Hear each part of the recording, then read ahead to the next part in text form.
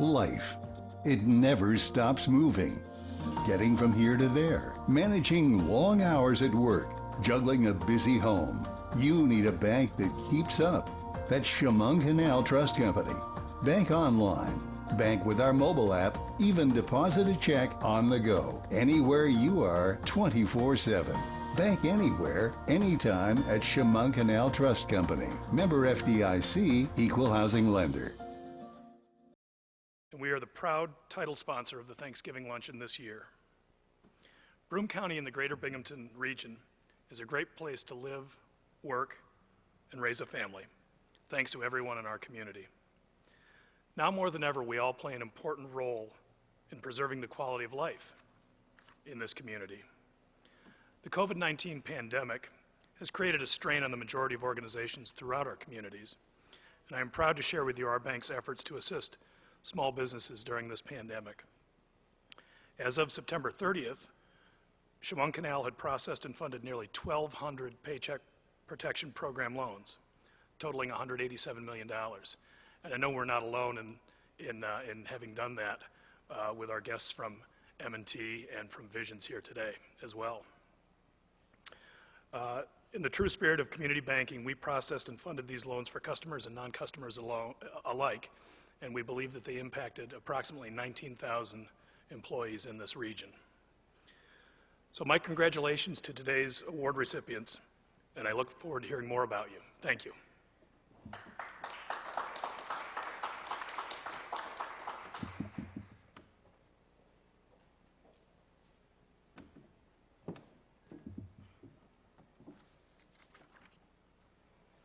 Okay, good afternoon, everyone, and thank you. My name is Stacy Duncan, President and CEO of the Greater Binghamton Chamber of Commerce. Thanks for coming to our almost virtual 24th Annual Community Thanksgiving Luncheon. It's hard to believe that nearly a quarter of a century of this event has occurred. It has long been one of my favorite events that we host, and my first of many turkey dinners here. So I hope you enjoyed, and thanks to everyone at the McKinley for a great lunch.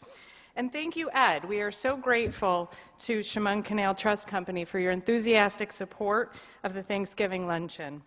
For the sake of proper social distancing, you will have your thank you award from us in hand, so we can give you a round of applause with our heartfelt appreciation. And Thai Muse, I may have switched my pecan pie for your pumpkin pie, just letting you know. This annual Thanksgiving Luncheon has many supporters with whom it would not happen, especially during such a year that we've had. And this year, you will have the opportunity to hear from all of them. I would like to thank Piaker and Lyons for their support and introduce John May, CEO. John, will you please come up to the podium?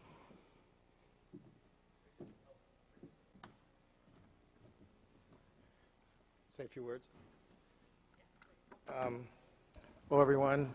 I'm John May with Piaker and Lyons, as Stacy mentioned, and we're very proud to be a sponsor of this event this year. And particularly, we understood that this year's fee was based on how many people were here in person. So it was less? No? All right. But anyway, no, we are very proud to be a sponsor, and thank you for this award.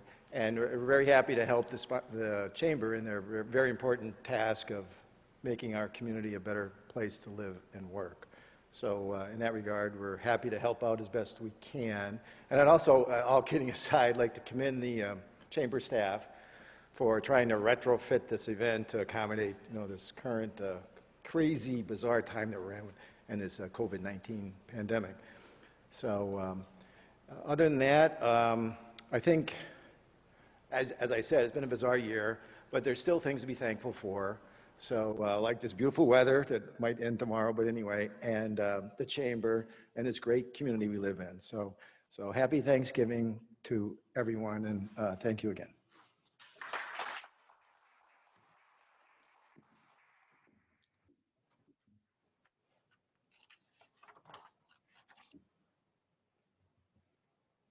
We'll get this flow down, this rhythm with these masks. This has been and continues to be a year all of us will not soon forget. There are so many who looked forward to this special event this year.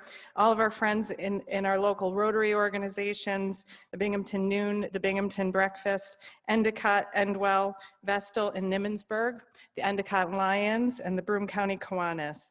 We know that you're all watching here today, and we're grateful for your service to our community. We also want to acknowledge all of those tuning in from the Greater Binghamton Association of Realtors. We are glad you could join us today. We're also grateful to additional sponsors such as Millennium Pipeline Company for their continued sponsorship and support of the Chamber. Jim Wilson is their construction manager and is here with us today. Jim, would you come up to the podium and say a few words?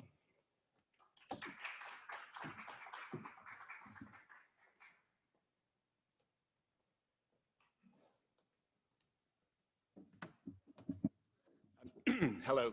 Just like to thank the Chamber for everything they've done for the small businesses and the businessmen and women in the community. We appreciate all the communities within our footprint. We try to do what little we can do to help, and something like this, we see it's something necessary that we need to do to be a part of our community. So thanks again. A special thank you to Debbie Evans for all the hard work that she puts in to make this such a great event year after year. And happy Thanksgiving. Thank you.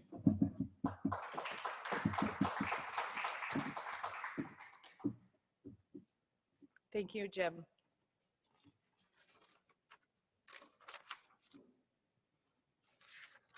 Okay. I would now like to welcome to the podium Joe Rusin, Central Region Community Outreach and Development Manager for NYSEG and a longtime supporter of the Thanksgiving Luncheon event. Joe, thank you for your support, and I'll ask you to come to the podium.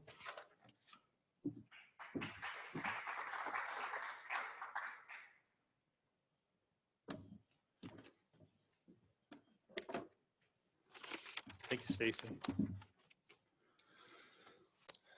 Thank you, and it's a pleasure to sponsor this program today and support the great work that the Broome County Chamber does for the community. It's great to meet all you in person and people that are virtual. Thank you for attending. I also want to thank everyone in the room who's an essential worker or supports essential workers. Again, people that are viewing in. Thank you for your help during the pandemic. Our team at NYSEG has been working hard through the pandemic as an essential service to continue to provide electricity to our homes, businesses, hospitals, and schools. We're all experiencing life shifts since the pandemic. Some now work or learn from home. Some are working overtime to help others through tough times. Some have unfortunately experienced loss of jobs or loved ones. We at NYSEG and our partners at Avangrid have been able to support organizations that directly help those in need. NYSEG has donated approximately $100,000 to Broome County food banks and other nonprofits in the community that are experiencing, people that are experiencing hardship. Additionally, we're helping our business community grow and thrive in the region. This year, NYSEG has awarded $4 million in economic development grants throughout our service area, and $500,000 of that is actually here in Broome County. So we remain committed to putting our customers first, and we're grateful to be part of the community. I just want to thank you very much. Okay. I'll put my mask on. All right. Thanks again.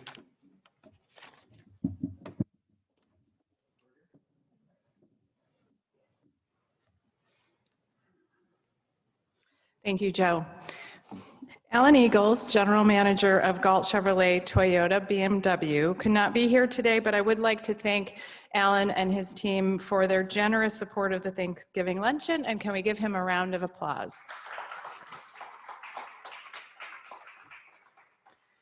And so now it's time for one of my favorite parts of our event today, recognition of some outstanding community organizations. So it's the awards presentation now. So with that, it is my pleasure to introduce John Serra. John.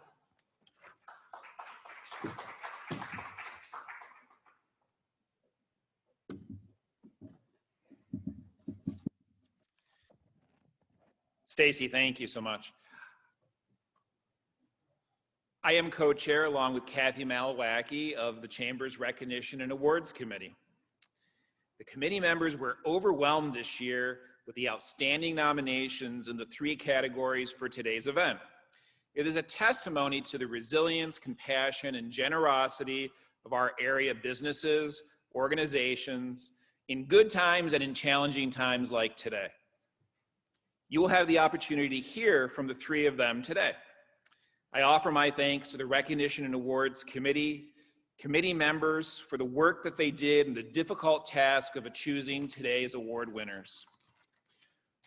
The first award to be presented today is the Community Advocate of the Year. This award recognizes a grassroots organization, event, or festival that has made an extraordinary contribution to the improvement and enrichment of the greater Binghamton area. I am proud to say that this year's Community Advocate is Broom Winterworks, Inc. That's when I fall off the podium. That's that was embarrassing. Under the guidance of founder and executive director Titus Haller, Broom Winterworks, which non-for-profit operates the Binghamton Pond Festival, annually hosts a variety of skating and winter activities in Broome County. They distribute proceeds from the events to local nonprofit organizations that promote youth support, education, and sports programs. Founded in 2016, Binghamton Pond Festival is a multi-weekend winter event that works in collaboration with the New York State Parks Department, Shenango Valley State Park, and dozens of local and out-of-town businesses. Due to the fickleness of Mother Nature in our area, Titus and his partners now construct what is possibly the largest outdoor mechanically refrigerated ice sheet in North America. And this festival is not just about ice hockey at the park. The Binghamton Pond Festival creates an atmosphere in which people can embrace and enjoy the winter season with lots of family activities, including sledding, s'mores buffets, live music, an obstacle trail run, and fireworks display. The positive economic impact for our community can be seen via out-of-town foot traffic during the usual lull after the holiday season. Participants, both adults and children, travel from around the country and outside the country to play hockey here. Parallel to the Pond Festival's commitment to hockey and the enjoyment of winter is their commitment to supporting the Mental Health Association of the Southern Tier in its mission to spread awareness of the challenges facing our local youth, especially their Do It for Darren campaign dedicated to youth suicide prevention. Since 2016, their contributions have raised over $33,000. Over $5,000 in additional donations have been made to other local nonprofits focused on serving our local youth, like Friends of Shenango Valley State Park, the Southern Tier Hockey Association, and the Binghamton Blizzards Girls Hockey Association. In late 2019, a new element was added to the Pond Festival, ice carvings and ice sculptures in downtown Binghamton, called Ice Fest. In spite of the weather, of course, the event brought people to downtown and was successful. In January of this year, Binghamton Pond Festival was held over 3 consecutive weekends for both youth and adults. Over 1,000 players participated and over 8,000 people attended to watch games, participate in auxiliary events, and enjoy fireworks. Joanne Weir, Development Director of the Mental Health Association of the Southern Tier, said this: Titus's motivation is simple: get people outside to enjoy winter. He has exhibited leadership and ingenuity and has forged successful business relationships and has created a memorable experience for everyone involved. Unfortunately, Titus could not be here with us today, but I want to offer our heartfelt congratulations on behalf of the Chamber to him and Broome Winterworks, Inc. as the 2020 Community Advocate of the Year. Titus did record a special message for us, though, so we can play that now. Hi everyone, I'm Titus Haller, founder of the Binghamton Pond Festival and executive director of Broome Winterworks. I regret not being able to join you all today, but I wanted to take a moment and express the gratitude of everyone involved in the organization for this award. Over the years, the work that's been done by the people in support of Broome Winter Works has received recognition several times, whether via citation from the County Executive's Office, special recognition from MHAST, or the staff at the CV State Park receiving awards from the state itself for their invaluable contributions to what we do. But this particular award has special significance. You know, sometimes we get caught up in our lives so worried about our personal and professional successes that we miss that beat to take a step back and look at what we can do for the others around us. This organization is constantly working towards making a mark behind the scenes for the community. No one involved looks for personal gain, and for the organization to be recognized on this scale for the work that's been done is just really a great honor and a testament to the people involved. Some people might ask, what in the world is Broome Winter Works? Is that the pond hockey thing? And the answer is yes, it is. And I can't tell you how many times I've been stopped by somebody that actually asked me that and then follows up with a story about a friend or a family member that has participated in our events and shares the time that they've had. It hasn't always been a smooth road. Just this year, Mother Nature hit us with another January heat wave, then a blizzard, and capped it all off with a monsoon during our last weekend.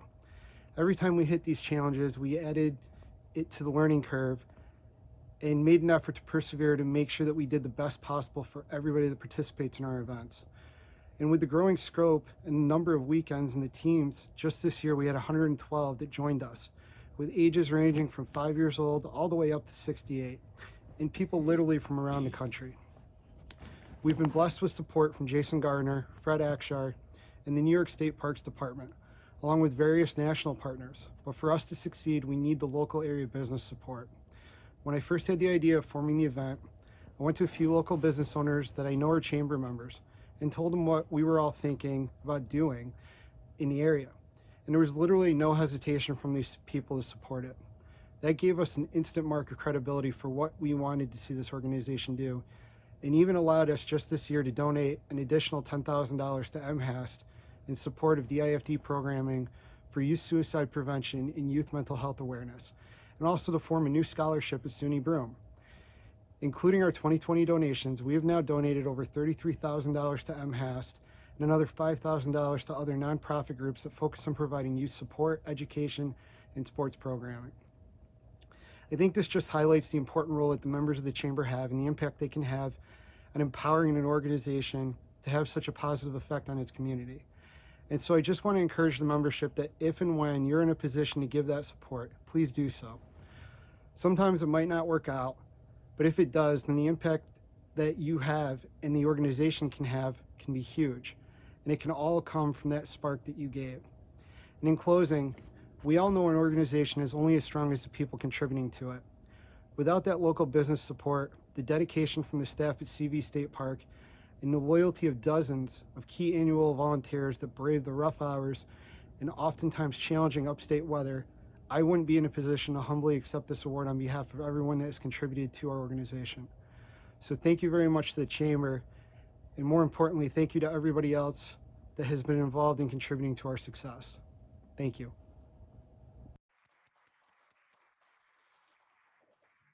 Titus, congratulations to you and your organization. Job well done. Next, I'd like to ask Mary O'Malley-Trumbull from IBM Endicott to present the next award.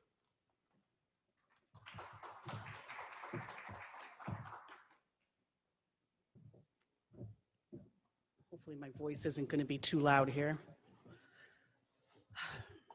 So first I want to say good afternoon.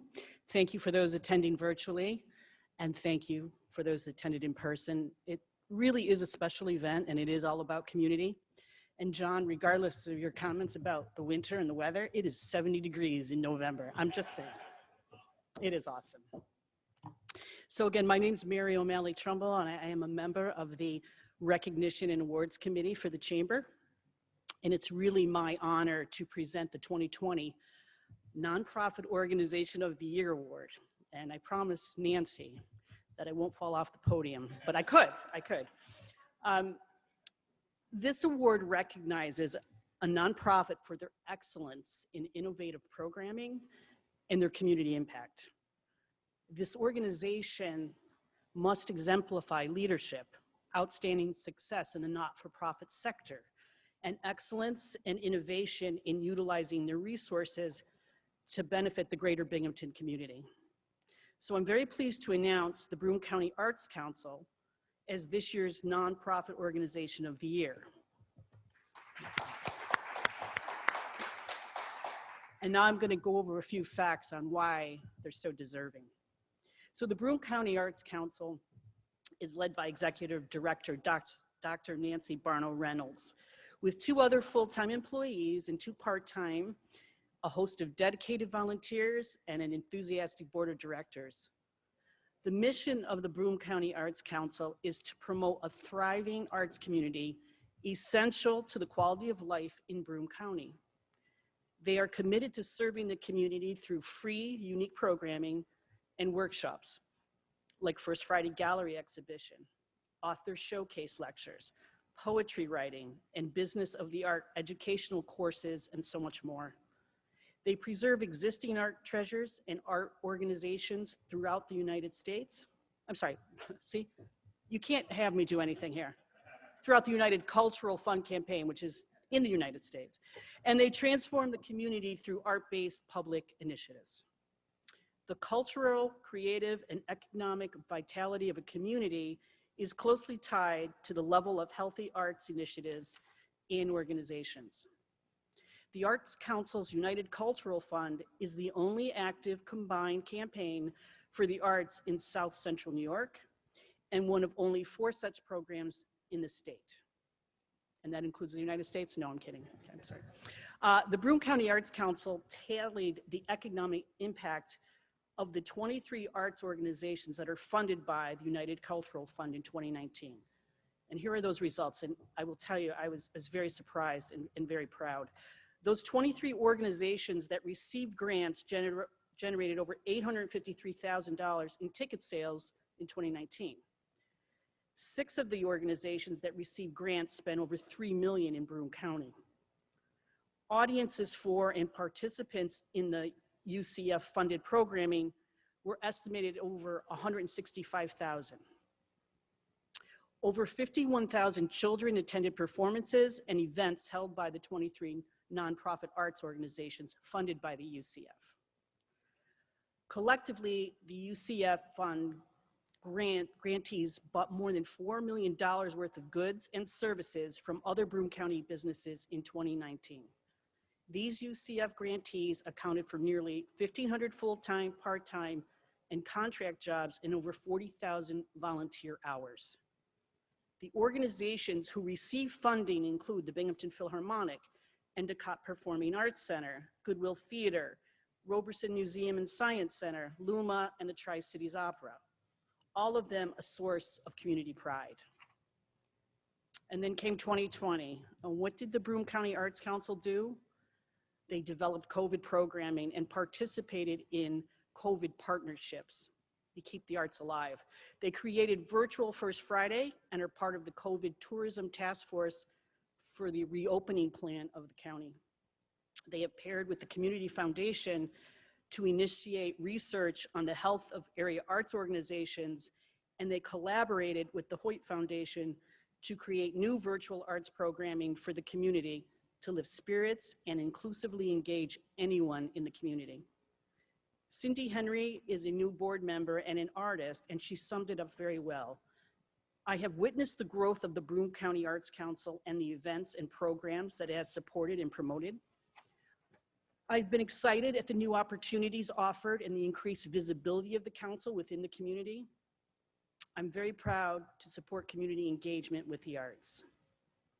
So I am very happy to congratulate the Broome County Arts Council as the 2020 Nonprofit Organization of the Year. And Dr. Nancy Barno Reynolds, please come to the podium with your award. Thank goodness I don't have to hand that over. And we are really looking forward to hearing your thoughts. Thank you. Congratulations.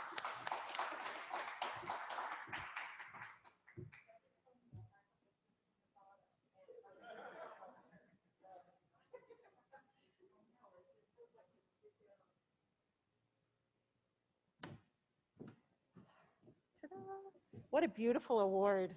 Thank you so much. We're I'll take my mask off now that I'm not near anybody.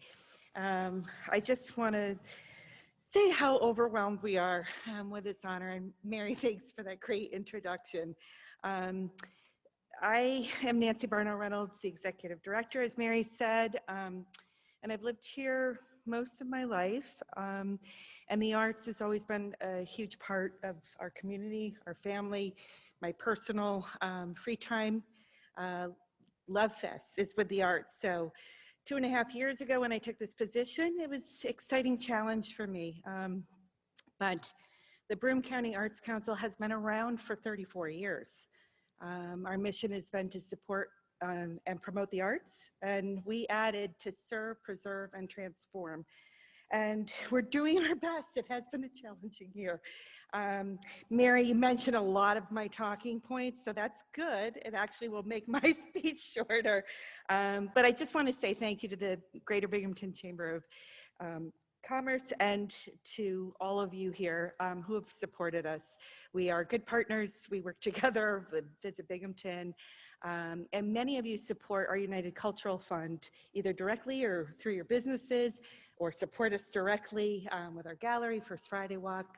And so we couldn't do any of this without these partnerships.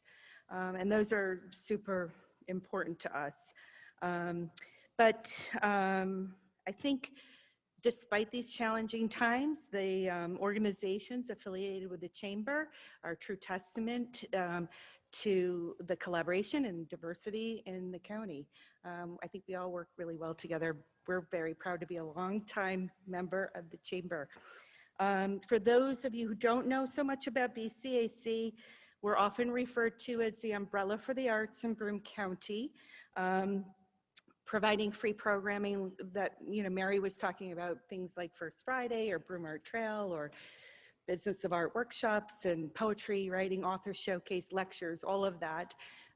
We opened a new gallery, Artisan Gallery, 2 years ago with the help of M&T Bank, who made it all possible. And we have exhibitions every month and highlighting the works of artists both local and national, sometimes international. But we only sell the work of regional artists. So the retail, the arts retail in the Artisan Gallery, they are all created by members of this community, which is, we have a super cool and creative community. So the arts people sometimes think either box of crayons or a painting maybe. And we do both. We're all about the chalk and the box of crayons, but we're actually art, music, drama, dance, film, literary arts, culinary arts, all of that. And so we try to support the artists and arts organizations, large and small, through our United Cultural Fund annual campaign, which is kicking off in about a week. But that is why we were formed 34 years ago, as a way to help make the arts sustainable in Broome County. And as Mary said, there's not many of us in the nation, actually, who are United Arts Funders. There are 34 of us, and we meet once a month. And that means we raise and re-grant money to support the arts. And like I said, we are dedicated. We work together with our national partners to make sure we're setting best practices, to make sure we're responsive to COVID and the needs of artists and arts organizations as they've pivoted through this crazy year.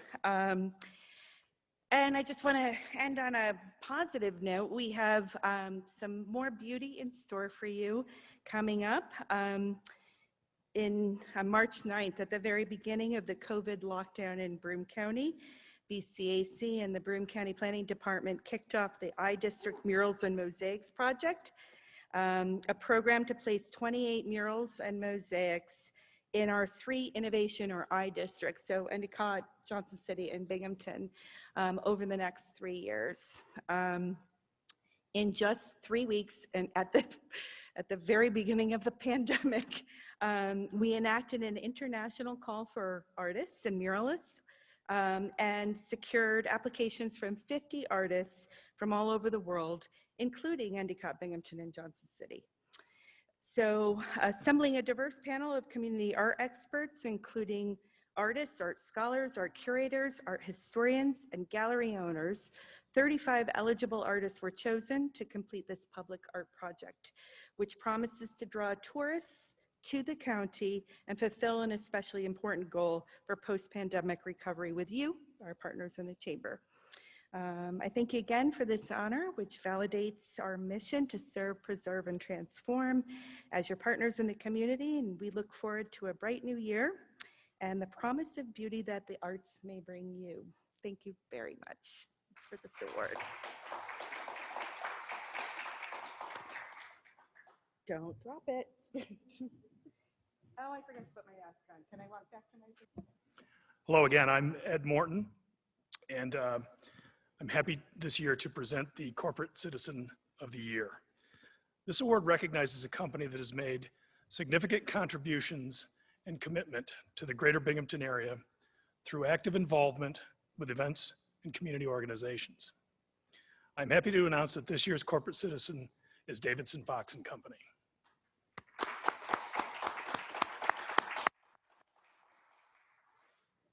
Davidson, Fox & Company is a full-service company of certified public accountants, and they offer tax, accounting, and consulting services for clients ranging from sole proprietors to entities with revenue in excess of $250 million.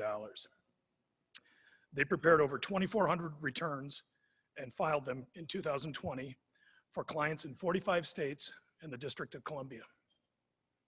They service a variety of industries from manufacturing to retail to construction to not-for-profit. Beyond providing the highest standard of client services, they embrace a company culture of giving back to their community. They're a company of 22 employees, and in 2019, those employees donated over 1,000 volunteer hours. Those employees serve on 28 various boards and committees throughout the greater Binghamton area, including Accord, Habitat for Humanity, Rotary, Sertoma, Mothers and Babies, Goodwill Theater, and many more. Employees serve as leaders on many of these organizations' boards, and 6 Davidson Fox team members donate their time serving in the capacity of treasurer for those organizations. In 2019, Davidson Fox endowed a scholarship at Binghamton University to promote the accounting area of study and to further encourage students to remain in the area upon graduation. Let's look at the financial impact Davidson Fox & Company has had on organizations in our community in 2019 alone. In supporting over 30 local nonprofit organizations, last year the total amount contributed was over $53,000. Those organizations receiving financial donations included LUMA, the Tri-Cities Opera, Hearts for Hope, the Binghamton Devils, Southern Tier AIDS Program, Ride for Life, and the American Red Cross Real Heroes Breakfast, to name only a few. Davidson Fox & Company is not only committed to their clients, but strongly committed to their community. Jack Salo, Executive Director of Rural Health Network of South Central New York, has this to say about them. In addition to providing excellent accounting and financial services, Davidson Fox & Company has consistently supported our organization through our fundraising and sponsorship programs. Their professional and philanthropic investment in both rural health network and the larger community is commendable and contributes to our region's quality of life. It gives me great pleasure to congratulate Davidson Fox & Company as the 2020 Corporate Citizen of the Year Award.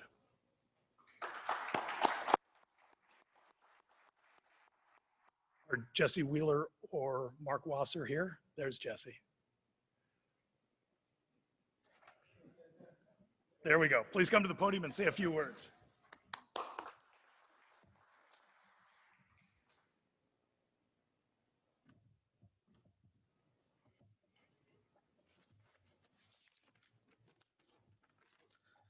Thanks, Ed, and thank you everybody here.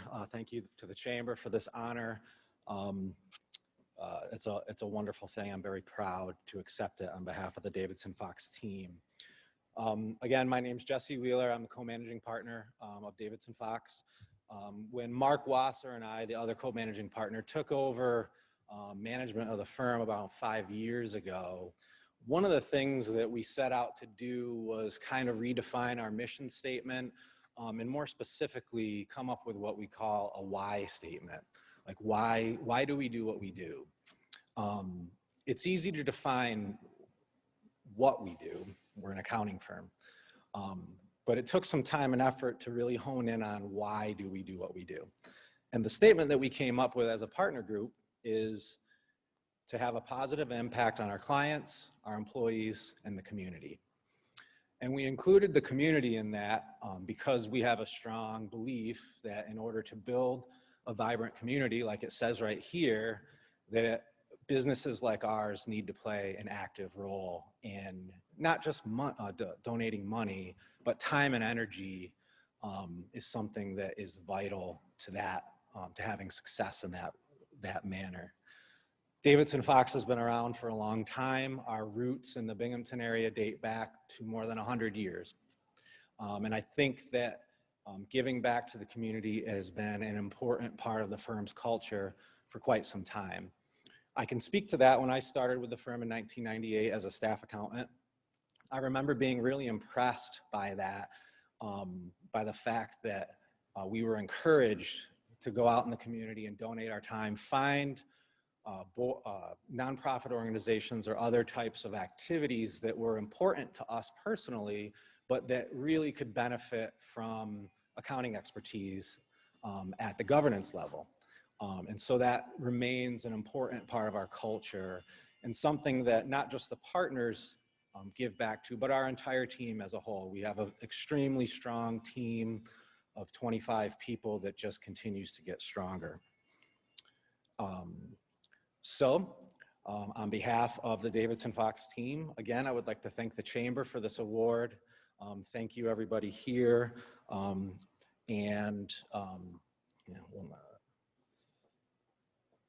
wish everyone happy Thanksgiving and stay safe.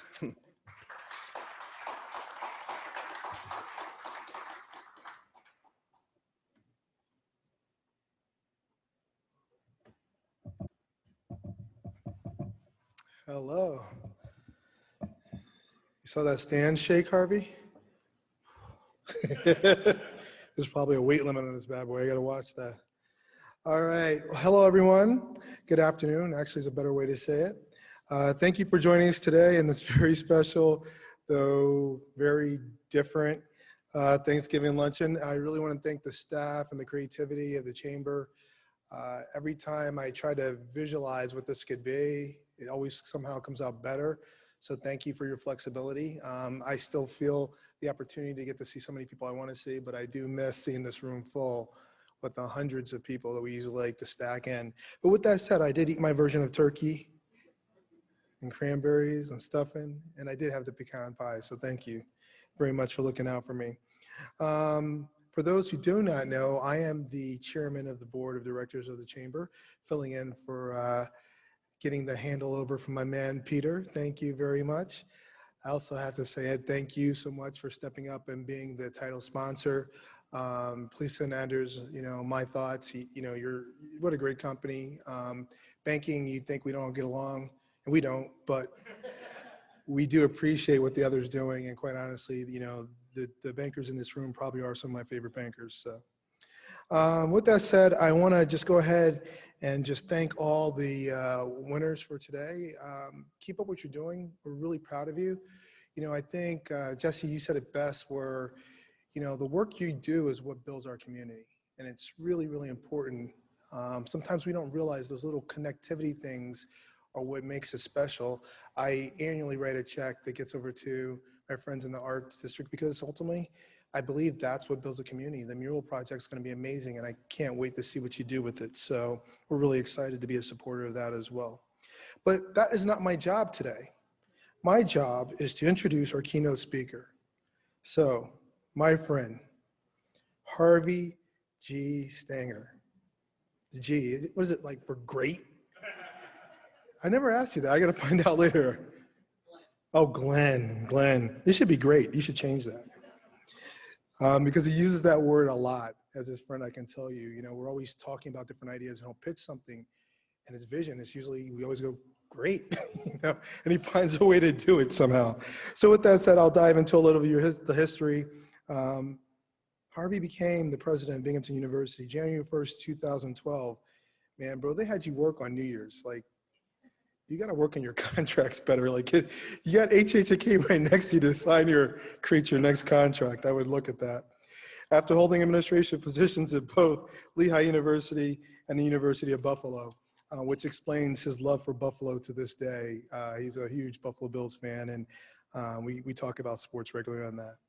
A chemical engineer by trade, he earned his PhD from Massachusetts Institute of Technology, MIT, for those other Bostonites who spent some time up there. We all know the Red House, and we know what a great program they have. With a research focus in synthetic liquid fuels. I'm not going to touch that one, Harvey. As president, his emphasis has been on strengthening academic programs and promoting economic development. This man has produced a Nobel Prize winner, right? You know, in Binghamton University. We're going to keep saying that, Sheila Doyle. Every single time we walk out here, we're going to make sure everyone knows that we have this in our back lawn. Thank you very much for that pride that it gives us. He's a past co-chair of the Southern Tier Regional Economic Development Council, has worked to build relationships with partners and municipalities across the state and the Southern Tier. I think we all have been around other universities and other university presidents who kind of just build their silo. They build their fiefdom, they build their own little town. Harvey's always gone out his way to bridge that gap, to be part of the community, to be a force in the community, understanding that his ability to thrive will allow us to thrive, understand when he builds and invests in our community, it makes it a better community. That's another reason why I personally support the university through donations, and hopefully you'll consider it as well. Plug. Community involvement has been and continues to be cornerstone of his roadmap to premier strategic planning process. If you ever watch his grid, he has a little map of the different areas that he's strategically thinking. And again, not just on the benefit of the university, but the benefit of our community. His goal is always to become bigger and better through initiatives such as development of the School of Pharmacy and the Pharmaceutical Sciences. And that has become, I just drove by it again this weekend just to see what it looks like in all the other area and region of Johnson City that are also part of that vision. And I'm proud of all the work that you're doing and the way you're making that investment in Johnson City. So with that said, I look forward to everything you have to tell us, and I'm sure it's going to be great.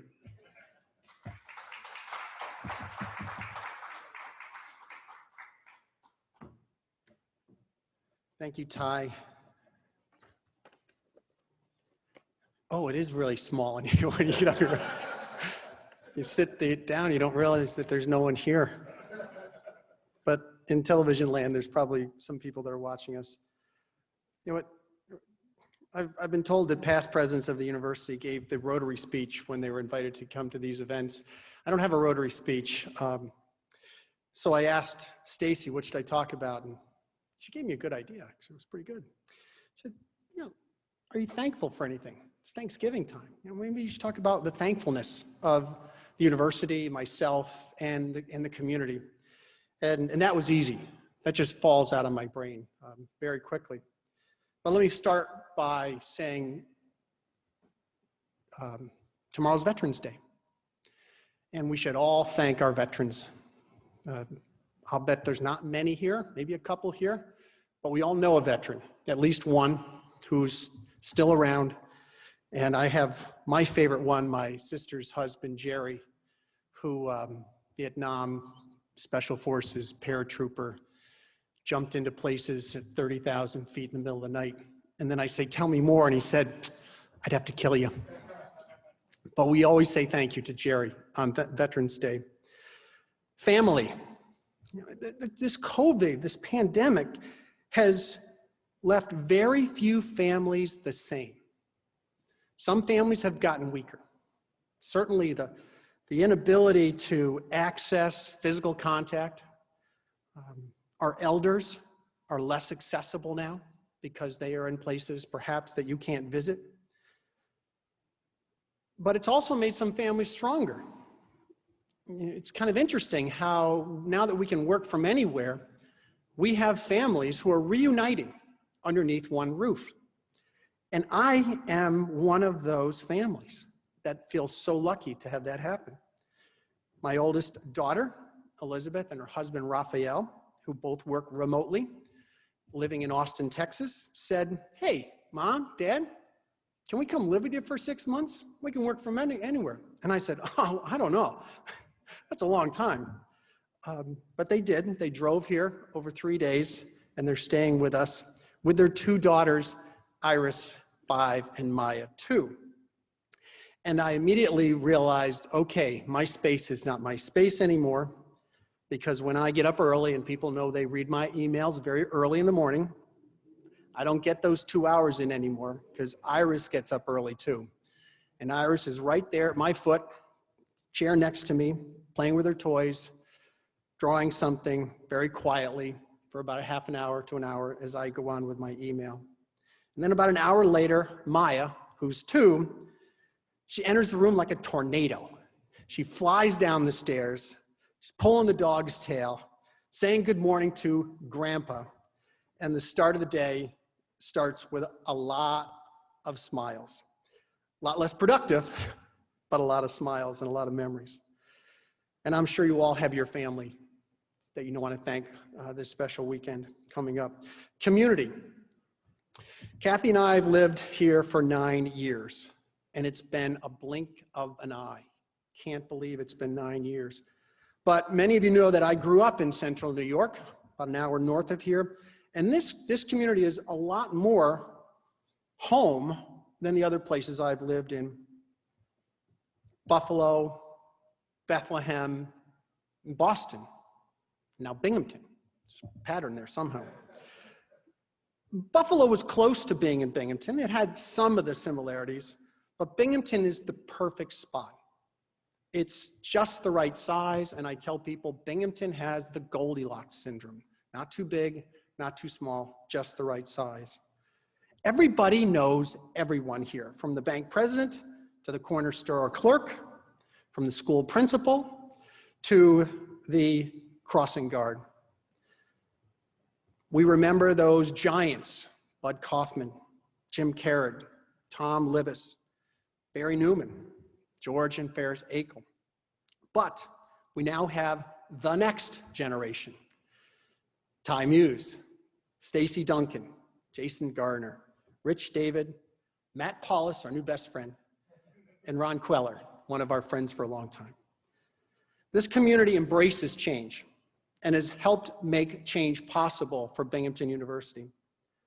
When I got here, we had just finished repairing, remodeling, renovating the university downtown center that had been devastated by a flood. A $33 million investment in the community that we decided, which kind of moved us off campus, the first real move off campus. One of the first things we did when I got here was to design, fundraise, and build the Kauffman Southern Tier Incubator, a $20 million project. And around those 2 downtown anchors, we saw things like Twin Rivers, 20 Hawley Street, Dos Rios, the Lofts, all of those investments that came because we just decided to put some students downtown with wallets that had their parents' credit cards in them. It's a simple formula. And then Vestal, the Murray Hill Road campus. We've spent $90 million on the last 2 buildings there, the Smart Energy Building and the Center of Excellence. And close to that, just across the creek, our East Campus Housing, a $350 million project that we finished in 2012. And what did we get for that? We got a brand new waste treatment system right across the street. It's gorgeous. Don't take that for granted. Those are hard to design. I used to work for a company that designed them. They're hard to design and hard to run. But we have a state-of-the-art sewage treatment system for the whole community because of one of the things I think you have when you put residence halls in is more need for sewage treatment plants. And then you go to Johnson City, and of course the Greenway that is going to connect downtown to the Vestal campus with a beautiful bike path. And then you go to Johnson City, the pharmacy school, $60 million, the nursing college, the College of Health Sciences and Nursing, a $60 million project, our R&D building, a $20 million project, the Ford Family Elder Clinic, $2 million, and other properties that we've been purchasing, including the Gannett building for about $8 million. And then the co-investments of private developers, Sunrise Century Apartments, the Main Street projects that are going to be enormously successful, and on the horizon, we believe the Victory building as well. So in those last 10 years, the $643 million that we've invested in the community has been because the community embraces change. These are not easy things to convince a community that we want to do and that you should accept us to do these. But in fact, I think we were invited to do many of them. We were encouraged to do them, and we were lucky to be able to have that done over a relatively short period of time. In fact, we've done it so fast, we don't even have a master plan yet for Johnson City, and that's definitely on our radar. The next thing to be thankful for is opportunity. I left New York in 1979, and I came back in 2006 after being at some of those B places, Boston and Bethlehem.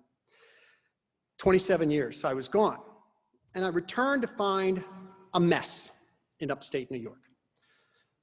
The Buffalo, Syracuse, Rochester, Binghamton areas had lost more than half of its manufacturing jobs. Population was stagnant and shrinking, and entire city blocks were abandoned and left to rot. Luckily, I was able to find Binghamton, the Goldilocks syndrome, was able to say goodbye to David Scorton, who was the co-chair of the Regional Economic Development Council, president of Cornell University, when he went to be the president and CEO of the Smithsonian Institute, and was able to be the co-chair for the RED, the local Regional Economic Development Council. And the Regional Economic Development Council and the Upstate Revitalization Initiative were a success because our community pulled together and had a story to tell, and a community that really worked together. And if you go back and you think about that URI win that we won, and we only talk about us winning, we don't care about the other places that won, but the other 2 out of the 10 regions in the state that won were Central New York and the Finger Lakes District. That heart of upstate that had been devastated by the loss of manufacturing jobs.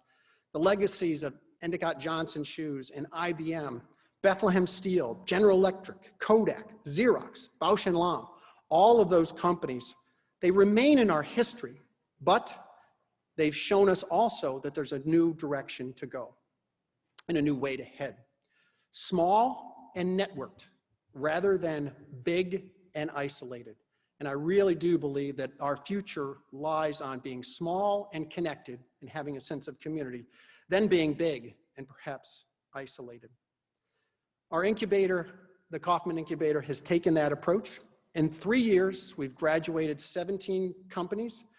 They have created more than 110 jobs, and a survey of them says that they'll be hiring another 130 to 140 people this year. Small and networked, sending those seeds out into the community and keeping them here, I think is going to be a big part of our future. And we should be thankful for the community support that we've had and the opportunities that the community's given us. And then challenges.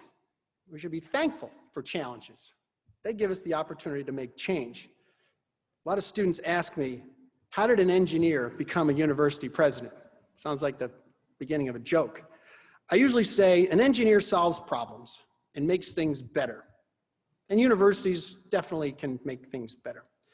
Growth was a challenge when I got here. You got to have good space, you have to get good people, and you have to get students of quality. And with the incredible team at Binghamton University, we made it possible, and we grew our enrollment by 30% from 14,000 to 18,000 people. And as a testament to that, as a measurement of that, I just found out today that last year's freshman class, returning this year, which is a metric of success and reputation, was 92%. It actually went up from 90% the year before, in the middle of a pandemic when families are going home, or students are going home to families with less jobs, perhaps. But 92% of our students returned this fall. And we need to be thankful for that. Social issues are definitely challenges. Community poverty, mental health, racism, sexual violence, drugs, and alcohol. These are going to be more difficult to change, and they're more difficult challenges, but they are things that need focus and attention from the people who also see how to solve problems. The pandemic may be the biggest challenge of all. I keep calling it fighting a forest fire that you can't see, you can't hear, and you can't feel. But it's there. It's a difficult challenge, but I know that we're going to meet it and we're going to overcome it. And we have momentum. Momentum is important in times of challenges, and I think we have the ability to maintain it. So in summary, veterans, don't forget to say thank you to a veteran.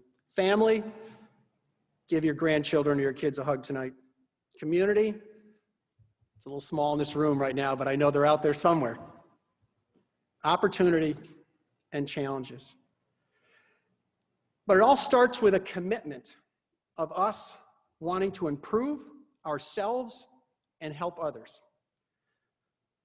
As we approach all things related to family, we need to have that same dedication to community, opportunity, and challenges.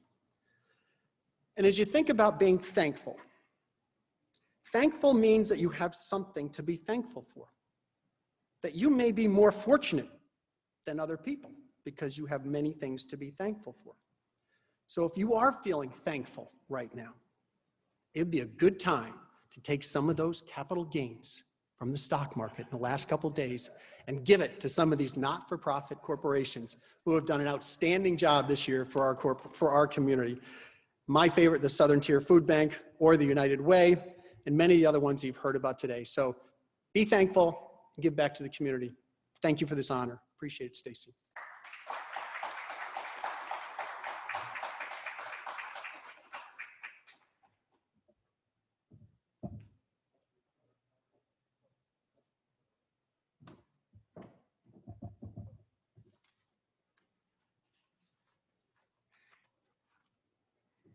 Okay. Thank you very much, Harvey, not only for today, but for being a tremendous example of that forward momentum that we can continue here in our community, and a tremendous partner to me in the work that I do. And before we close, I just had a few thoughts that it's hard to believe that a year ago, when I stepped into the role as the president and CEO of the Chamber, as well as my role as executive director of the agency in this newly formed Leadership Alliance, not only was I tremendously nervous to step in front of 600 plus people, but I was equally grateful for this opportunity. So I want to thank the board of directors, all of those that are here, and those board members watching from your office or from home for having faith in me to take on this new role. I think there is a lot of momentum in this community, and we've got a lot of big and bold things to do in the year ahead. I also have to say how incredibly thankful I am for the amazing group of people that I get to call my team, for Amy and for Judy and Deb and the rest of the group that I get to work with on a day-to-day basis. They make it easy. There's never egos in the room. We work together, we solve problems, we look for opportunities, and I'm grateful for all of you.